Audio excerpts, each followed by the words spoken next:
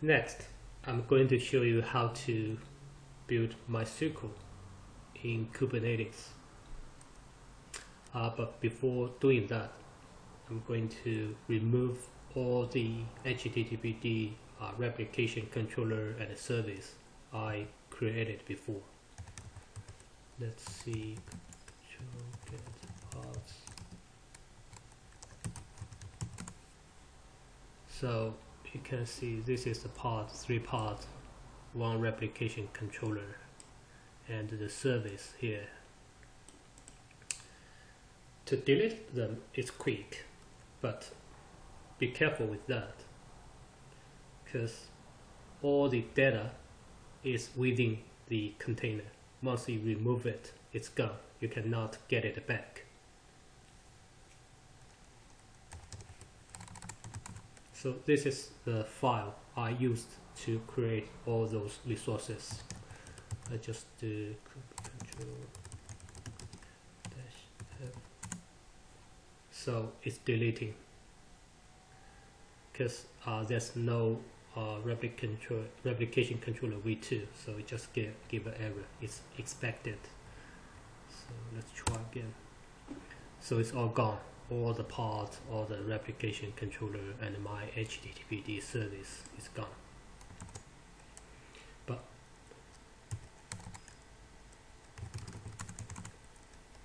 so what if we want to keep the data even after we tear down the containers? So in the MySQL, I'm going to show you here.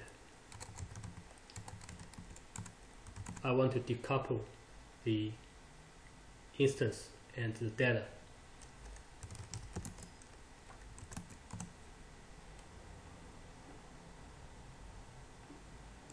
So I create another replication controller called MySQL v1 and the selector, and the image I want to use is from the Docker hub.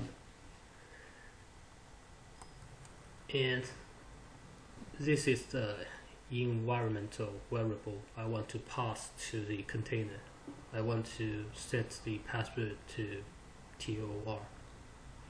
It's a very unsecure, but just for test purpose. So this is how we decouple the data from the container. We mount a path on the host, on the Kubernetes host, to inside the container. So when the data comes in, it writes into the share, which is actually sit in the host.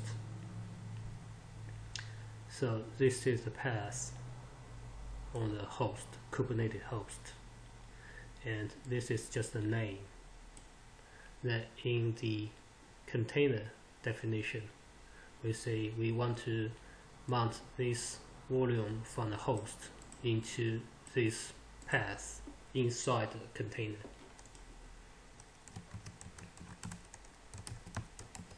Look the service. Here I commented out the node port because I don't want this service can be reached from outside. So now the service only available inside the Kubernetes. So there's no port mapped to the host. So everything stays inside Kubernetes.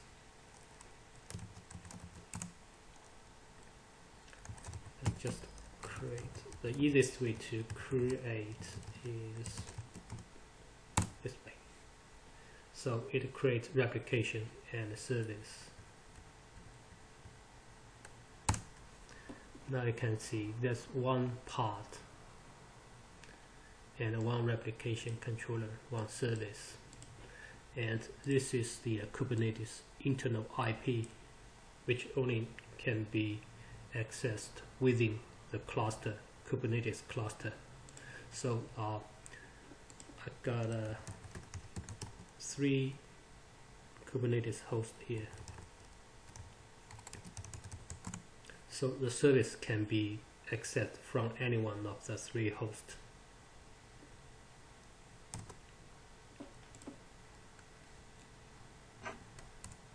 Okay, you can see now it's ready. Before that it's 0, so it means it's in the process of building. This is the IP of the MySQL service. So from here is want to see MySQL host 172.60.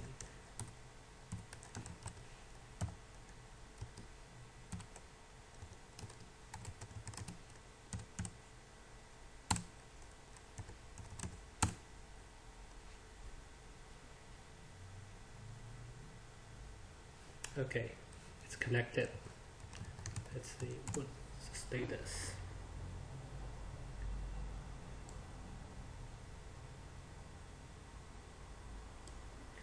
So you can see the IP here is different from the IP of the service, because this is the IP of the instance, which is this one.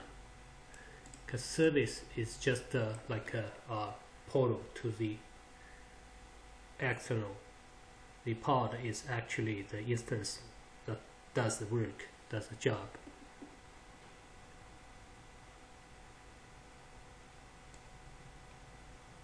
And this is my host IP I connected from.